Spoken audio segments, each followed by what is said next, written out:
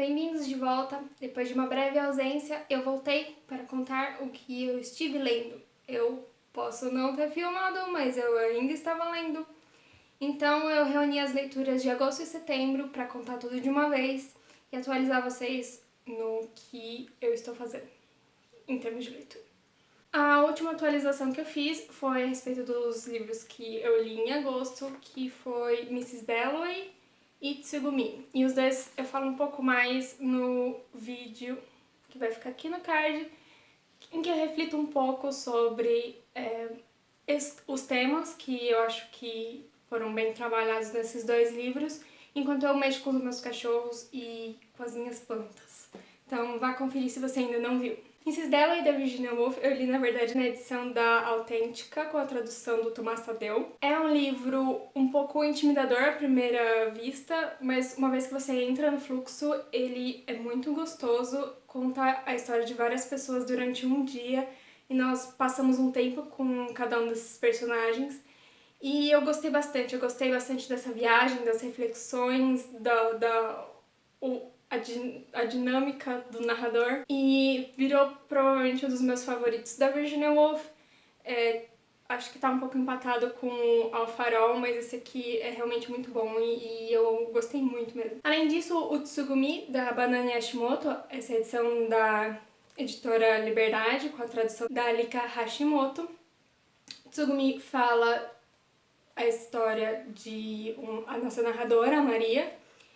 Ela é prima da Tsugumi e ela conta um pouco da juventude dela, que ela morou com os tios e com a Tsugumi e a irmã dela, a Yoko. E essa personagem, ela nasceu com vários problemas de saúde, ela sempre teve uma saúde frágil. Então ela é uma pessoa bastante extraordinária, mas ela é mandona e ela tem uma convivência difícil, mas ela tem uma perspectiva diferente sobre a vida e a gente vai vendo aos poucos esse momento, essa nostalgia da infância, da juventude, o convívio dela, da narradora, com a Tsugumi. Em agosto, eu também li A Casa de Hades, que é o quarto livro da série Os Heróis do Olimpo, do Rick Riordan. A tradução é de Alexandre Raposo e Edmundo Barreiros, e eu não posso dar muitos detalhes do enredo, porque é o penúltimo livro de uma série, mas esse aqui é o meu favorito, e nessa releitura eu pude comprovar que é o que eu mais gostei. Ele tem ação muito boa, a divisão da equipe tá muito interessante, tá bastante emocionante, tem alguns personagens muito cativantes que aparecem aqui e coisas bastante marcantes. Então esse é definitivamente meu favorito e foi um bom reler, ao contrário do último, que foi A Marca de Atena, que eu não tava gostando muito, tive que correr. Esse daqui deu pra aproveitar bem, consegui relaxar bem, então funcionou bem em agosto pra conseguir diminuir um pouco o ritmo. Em agosto eu também reli, na verdade, Crepúsculo. Eu não vou falar muito, porque eu vou fazer um vídeo só pra ele e Sol da Meia-Noite. Mas eu tava com muito medo de reler, tava muito medo de reler e achar horrível. Mas ele é muito rápido, ele é muito nostálgico pra mim, porque eu li quando eu tinha 12 anos, então há mais de 10 anos, e poder revisitar isso foi como encontrar a minha versão mais nova, e esse contato foi muito divertido. E eu também tô fazendo essa releitura com amigos, então foi bom pra gente discutir várias coisas que hoje não fazem nenhum sentido. Mas mais detalhes do Crepúsculo e do Sol da Meia-Noite eu vou fazer um vídeo só para eles. Além disso, em agosto eu também li o e-book de Mitos, do Stephen Fry, eu li em inglês. É basicamente uma recontagem, ele contando histórias dos mitos gregos. Então, são vários mitos conhecidos, ele não vai contar todos, porque são muitos, mas ele escolhe alguns e faz uma forma de narrativa desde o começo do universo, então a criação do universo, até a criação dos homens, os heróis, os semideuses, alguns deles aparecem. E essa interação é sempre muito interessante, dá muito pra imaginação. Foi muito divertido que eu tava lendo próximo ou junto com A Casa de Hades, então ver a reinterpretação de mitos foi muito boa. E esse livro do Stephen Fry é muito legal porque ele tem uma abordagem bastante informal, então parece que ele tá te contando, sabe? Um cara que tá te contando as histórias, e ele vai relacionando com coisas que derivaram desses mitos. Então, nomes ou palavras, ou curiosidades, ou outras obras que falam desses mitos. Então ele vai jogando relações no meio e fica muito interessante, super leve de ler. E o último livro que eu li em agosto foi Vengeful, da V.E. Schwab. Esse é o segundo livro dessa série, dessa duologia, que é Vicious e Vengeful. Aqui no Brasil acabou de sair esse livro, que é Vingança, o primeiro é Vilão, pela Galera Record. Eu não vou falar muito do segundo, porque ele é continuação, mas o primeiro conta a história desses dois jovens que eram melhores amigos na faculdade, o Eli e o Victor. E eles, 10 anos depois, o Victor acabou de sair da prisão e ele vai procurar o Eli pra se vingar dele. Então, o primeiro livro, basicamente, a gente entendendo o que eles fizeram, que tem uma coisa meio extraordinária, tem uma questão com poderes, e então é um pouco de sci-fi, um pouco meio mutantes, super-heróis com poderes, mas não exatamente heróis, porque eles são vilões, certo? Então eles são moralmente ambíguos, e a relação dos dois e dos outros personagens e das outras pessoas. O primeiro explora bastante isso e vai trocando entre o passado e o presente e como eles vão se relacionando, qual é o plano em cada momento, e é muito bom. O primeiro, ele é incrível, eu no começo eu não tava gostando muito, mas aí quando foi chegando no final e as peças foram se encaixando, ele é muito divertido e é muito bem construído. E esses dois personagens principais são muito cativantes, eles têm uma relação muito próxima e de uma forma muito curiosa. E realmente, todos os personagens têm alguma... Ninguém é bom, certo? Não tem heróis, não tem mocinhos. Então, essa é uma perspectiva muito legal de ver. Não é um livro jovem, como a V.E. Schwab tem uns livros mais jovens.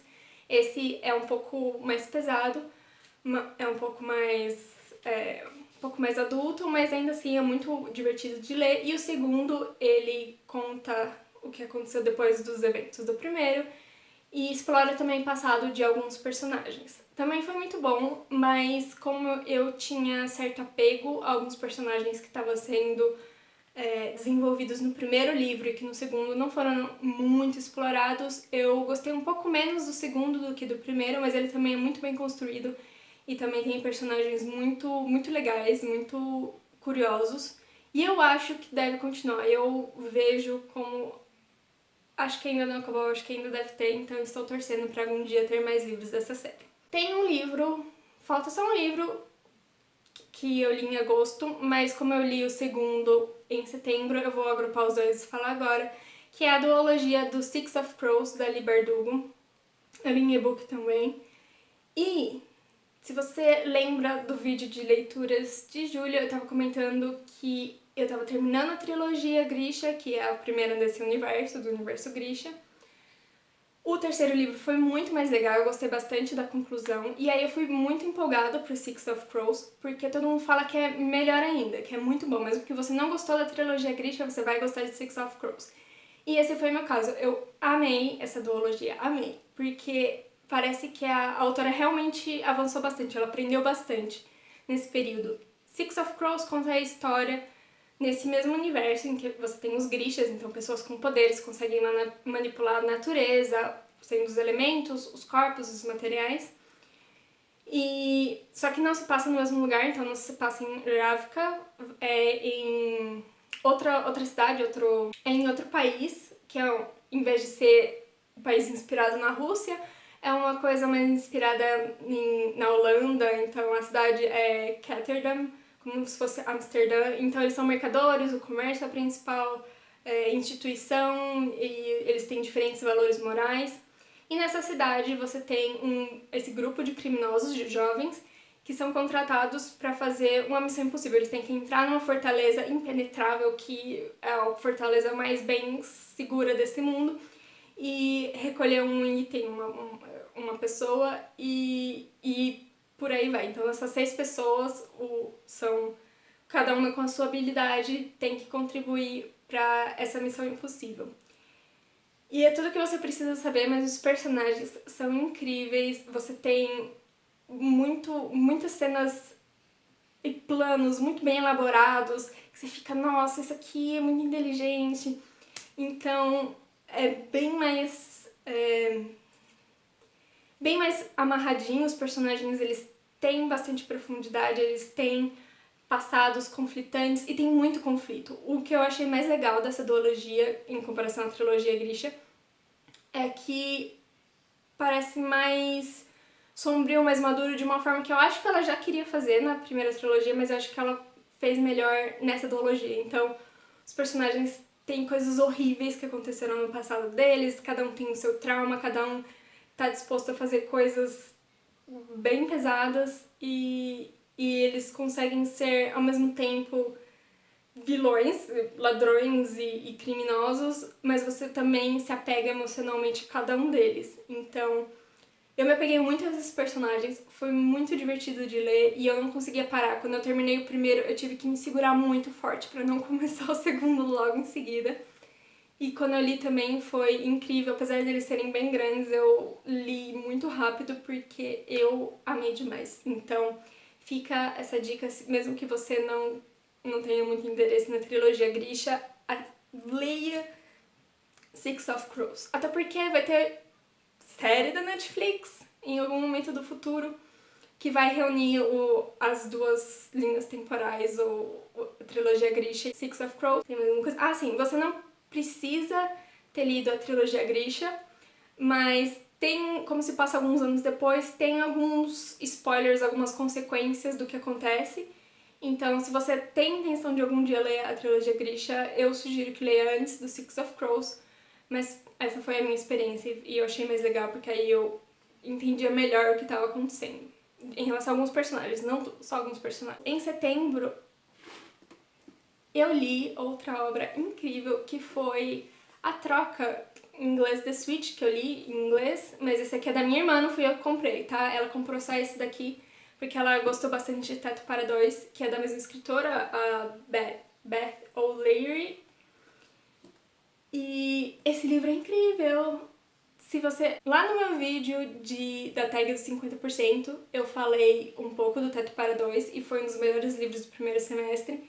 E A Troca, acho que é um dos melhores do segundo semestre. E eu adorei todos os livros que eu li dessa autora, tudo que ela lançar eu vou querer ler. Esse daqui conta a história da Lina e da avó dela, a Eileen, que elas trocam de lugar. A Lina, ela teve um problema no trabalho, ela vai ter que tirar umas férias forçadas e ela, pra sair daquele ambiente de Londres, trabalho e muita agitação, ela vai morar na cidadezinha que a avó dela mora e a avó dela vai morar no apartamento dela em Londres. Então elas trocam de lugares, trocam de função e tem que se adaptar nesses novos lugares. E é muito divertido, porque você tem um elenco de personagens velhos, que são vários tipos de velhinhos, e é muito engraçado, porque cada um tem um problema, cada um tem uma personalidade, cada um tem a sua mania, e eles são muito carismáticos. E nem sempre nós vemos pessoas mais velhas, velhinhos, principalmente em livros de romance, uma comédia romântica, e nesse aqui a avó dela, a Eileen, ela faz um perfil de namoro em sites de namoro, ela conhece bastante gente, ela namora, então ver esse lado também do romance entre pessoas mais velhas, entre idosos, é muito fofinho, é muito divertido e não é uma coisa que a gente vê sempre. E da parte da Lina, é muito interessante como ela lida com a saúde mental dela, porque uma das grandes questões é o luto. A Lina perdeu a irmã dela há um ano e ela não tá conseguindo processar isso, ela não processou esse luto ainda e ela faz essa mudança justamente pra ver se ela melhora. Ela cortou relações com a mãe, ela precisa resolver isso. Então o que eu gosto desses livros da Beth O'Leary é justamente a profundidade de algumas outras questões. Não é só uma comédia romântica divertida e muito fofa que daria um ótimo filme, inclusive eu acho que vai ter filme. Mas também tem questões do cotidiano de pessoas normais, mas que são mais complicadas do que aparentemente parecem. Então, Teto para Dois, você tinha algumas questões mais complexas, Esse daqui você também tem alguns problemas de relacionamento, de como as pessoas idosas se relacionam, ou como elas não se relacionam, como elas se sentem isoladas muitas vezes, ou o que fazer quando o marido de muito tempo abandona, ou quando ele é ruim, uma pessoa abusiva. Então, esse tipo de discussão, esse tipo de coisa enriquece bastante a história e deixa com um gostinho de cotidiano mesmo e de integração, de ver aquela pequena comunidade aprendendo a melhorar com o tempo. É muito gostoso.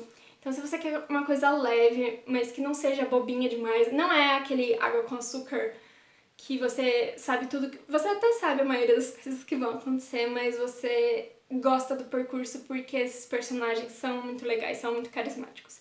Então, se você quer uma coisa leve, A Troca deve sair em breve pela Intrínseca e eu recomendo muito. Por último, o último livro que eu li em setembro, eu acabei nesses últimos dias, foi um e-book que está disponível no Kindle Unlimited, que é o Atlas Geográfico de Lugares Imaginados, da Ana Cristina Rodrigues. É uma autora nacional, é um livro de fantasia e eu gosto muito porque é uma fantasia meio...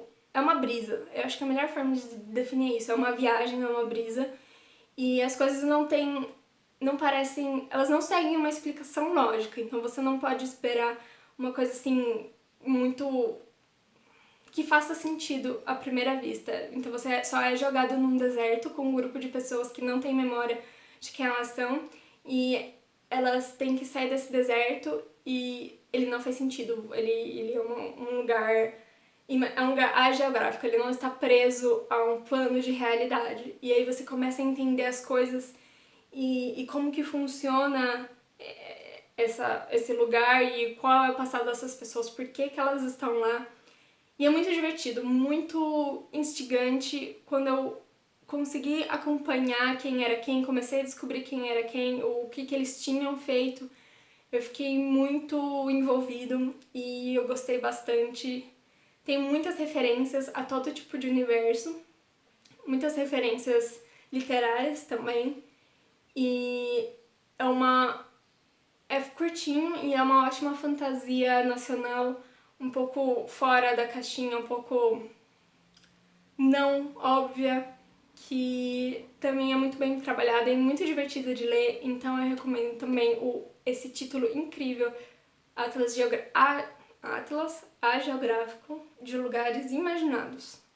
Vou voltar em breve com alguns vídeos para falar um pouco mais de alguns desses livros, mas por enquanto esse é um resumo do que eu fiz esses tempos e espero que vocês tenham gostado, espero que vocês estejam bem saudáveis e segurando as pontas agora na quarentena. Não se esqueça de se inscrever, deixar a curtida e até a próxima!